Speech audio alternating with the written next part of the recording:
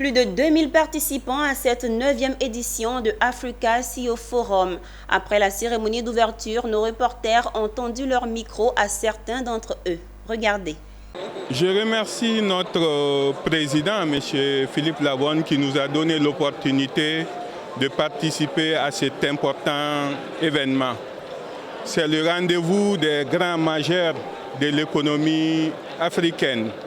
Nous sommes venus avec la nouvelle marque AGL pour participer à ces travaux, à ces débats, pendant lesquels nous rencontrons nos clients.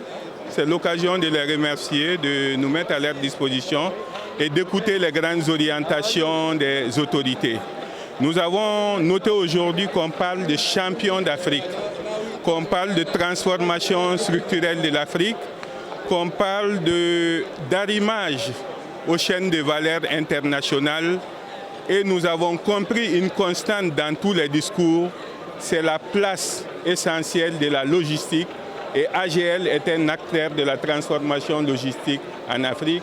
Cette année, le thème, comme vous l'avez vu, ça porte sur le développement des champions nationaux, et je suis très heureux que ce thème soit mis donc au centre des discussions de ce forum. Et comme vous l'avez suivi à travers les interventions des différents premiers ministres, il est revenu qu'aujourd'hui, il est important que l'État mette tout en œuvre dans tous les pays afin de favoriser l'émergence de champions nationaux qui vont participer à la compétition africaine et internationale.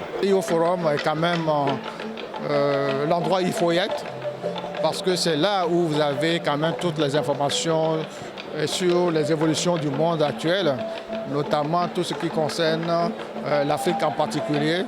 Et nous, en tant que groupe panafricain, nous sommes obligés, nous avons quand même le besoin d'être informés et d'avoir le contact avec nos collègues qui travaillent dans les mêmes secteurs que nous. Il faut que les entrepreneurs, c'est-à-dire que les hommes d'affaires prennent leurs responsabilités, qu'ils soient accompagnés par l'État et qu'ils osent faire les investissements qu'il faut pour développer le pays. Nos pays aujourd'hui souffrent de ce qu'il y a des problèmes d'emploi, il y a des infrastructures à construire, il y a des problèmes d'infrastructures qui manquent, il y a des problèmes d'énergie, ce sont des problèmes réels.